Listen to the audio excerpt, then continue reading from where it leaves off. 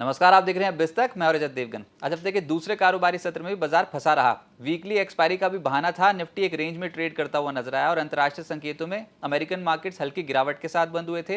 एशियाई बाजारों का मूड माहौल ठीक था, लेकिन फिर भी गिफ्ट निफ्टी बता रहा था कि आज दबाव ही रहेगा, ऑप्शन राइटर्स हावी रहेंगे। और बिल्कुल वैसा ही हुआ। 24,216 के लेवल पे ओपन हुए। 24,262 आज के दिन का हाई है। कब आया कब गया पता नहीं लगा, लेकिन आज के दिन का लो है 24,135। क्लोजिंग आई है 24,186 के लेवल की। 50 points close to close Nifty गिरकर बंद हुआ है।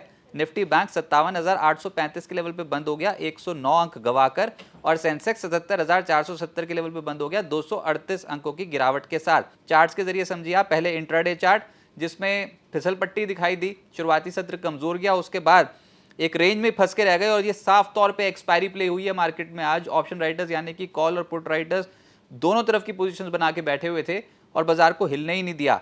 अब डेली चार्ट्स, अगर आप पिछले 10 दिन का ट्रेडिंग सत्र देखोगे तो किसी का भी गैस हो सकता है कि ये ऊपर जाएगा कि नीचे। हम शॉर्ट टर्म एवरेजेस के ऊपर हैं, लेकिन फिर 200 दिनों के एवरेज को क्रॉस नहीं कर पा रहे हैं और बाजार बिल्कुल एक रेंज में फंस के रह गया है। और ये रेंज 10 दिनों की तो आप देख ही रहे हो, जो एक ब्रॉडर रेंज है, लेकिन उसमें आप पिछले 2 दिनों का डेटा देखो और स्क्वीज होते चले जा रहे हैं।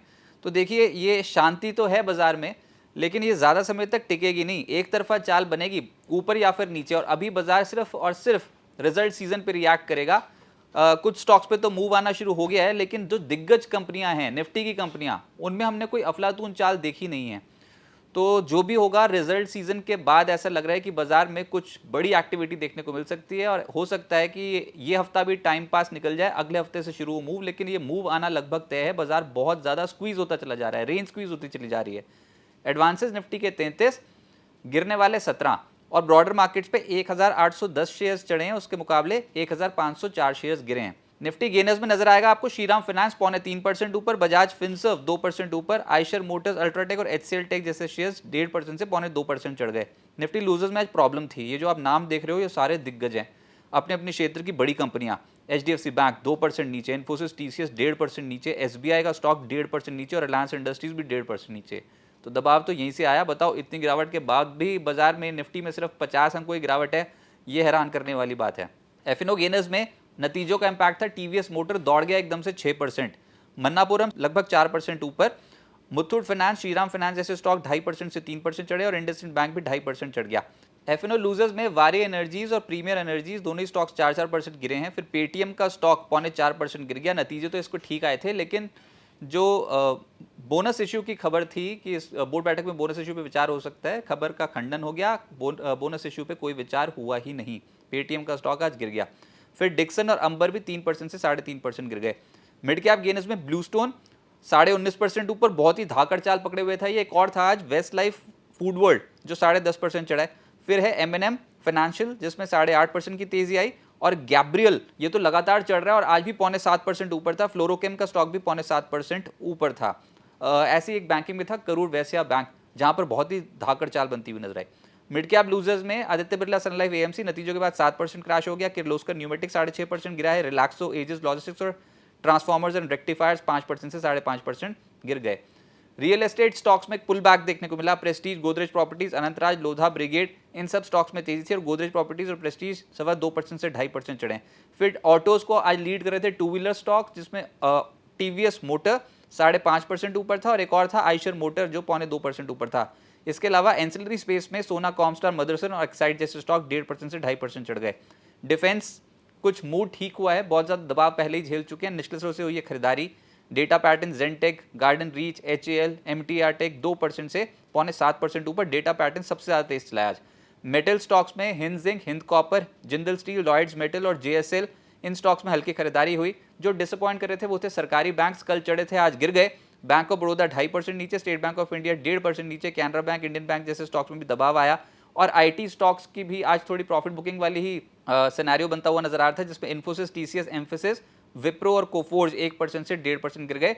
और जो ज्यादा इंपैक्ट हो रहे थे वो थे कैपिटल मार्केट से जुड़ी हुई कंपनियां, जिसमें आदित्य बिरला सन लाइफ एएमसी 6.5% नीचे, एचडीएफसी एएमसी और नाम इंडिया 0.2% से 2.25% नीचे, सीडीएसएल और यूटीआई एमसी भी फिसल गए।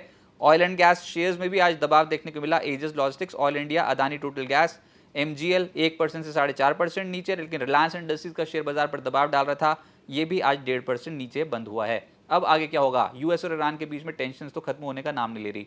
ब्रेंट क्रूड ऑयल $90 को टच कर रहा है फिर से, और ये प्रॉब्लम क्रिएट कर रहा है इंटरनेशनल मार्केट्स पे। हॉर्मूज में पेच इतनी बुरी तरीके से फंसा हुआ है, ये नहीं पता लग रहा कि दुनिया भर में तेल की सप्लाई कितने समय तक इम्पैक्ट होगी।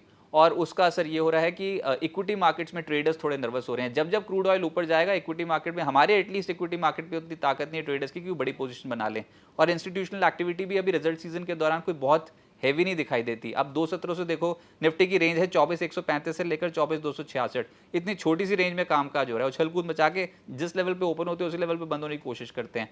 और जैसे मैं पहले बता चुका हूँ, 10 दिन भी देख लोगे ना, तो 10 दिन में भी आपको ऊपर 24,500 का लेवल ढंग से क्रॉस होते नहीं नजर आएगा, और नीचे आपसे 23,800 नहीं टूटने को हो रहा।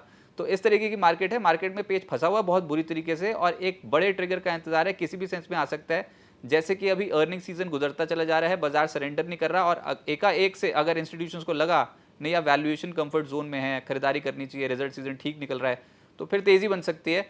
नहीं तो फिर अगर रिजल्ट सीजन में एक प्रॉफिट बुकिंग आनी हुई तो आपको पहले 24,000 और 23,800 के लेवल को तोड़ना है। अब आप टेक्निकली देखो, शॉर्ट टर्म एवरेजेस के ऊपर टिके हुए हो। 20 दिन की औसत है 24,094, 50 दिन की औसत है 23,992, और 100 दिनों की औसत है 24,140। तो इन सब एवरेजेस के आप ऊपर टिके हुए हो, लेकिन फिर 200 दिनों की औसत पे आके पेज फंसता है। तो एक सैंडविच सा हो रखा है बाजार अभी, इसीलिए चल नहीं पा रहा है, क्योंकि कोई भी डायरेक्शन अभी क्लियर नहीं है ट्रेडर्स को। और Q1 नतीजों का इम्पैक्ट पड़ भी रहा है counter specific mid cap stocks में एटलीस्ट, और आने वाले समय के लिए यही एक ड्राइविंग फोर्स होगी मार्केट की। और अभी तक मैं बता दूं, जो नतीजे हैं उन्होंने बहुत ज़्यादा डिसअपॉइंट तो किया भी नहीं है। तो निफ्टी के सपोर्ट लेवल 24,135 से लेकर 24,050 कोई भी बदलाव नहीं किया गया, और रेजिस्टेंस लेवल 24,260 से लेकर 24,330, और अगर इसके ऊपर जाते हैं तो 24,380। इसके ऊपर निकलने की अभी तो शक्ति नहीं है, लेकिन बाजार में एक ऐसा ट्रिगर आएगा अभी, शॉर्ट टर्म में ही हो सकता है, जो बाजार में किसी भी तरफ मूव जो है वो बहुत सॉलिड क्रिएट कर देगा। अगर तो नीचे गए तो डरिए घबराइएगा नहीं, बिकॉज बाजार बहुत टाइम पास कर रहा है, और ये फिर से एक अपॉर्चुनिटी होगी बाजार में दोबारा से पोजीशन ऐड ऑन करने की। और हम हैवी है ही नहीं है मार्केट में, अभी ट्रेडर्स ने पोजीशन बनाई नहीं थी इतनी सॉलिड। कितना हुआ, 23,200 से लेकर आप 24,200 के आसपास ही तो पहुंचे हुए हो, तो कोई बहुत मोटी पोजीशन तो बनी भी नहीं थी। लेकिन बाय ऑन डिप करेंगे तो ज़्यादा पोजीशंस फायदेमंद रहेंगी। और अगर आप अभी ट्रेड करते हो तो आपको पता होगा कि जब जब आपने तेज़ी वाला स्टॉक लिया है, किसी बहुत बड़ी तेज़ी को देख के कैंडल्स को लेकर खरीदारी की है, तो पेज फंस गया ऊपरी स्तर पे, पोजीशन फंस गई है। तो बाजार मौका भरपूर दे रहा है, लेकिन बाय ऑन डिप्स यानी कि लोअर एंड पे खरीदारी करने की कोशिश करें। रेंज में ही फंसे रहेंगे और स्टॉक्स उछल कूद मचाते रहेंगे क्लियर कट डायरेक्शन आने तक। हमेशा डिप में खरीदारी करना ठीक रहेगा, और सिस्टमैटिक करते हैं तो बहुत ही बढ़िया। लेकिन ये फेस थोड़ा टफ है, चैलेंज थोड़ा टफ है, और इससे पार करने में हो सकता है थोड़ा समय और निकल जाए।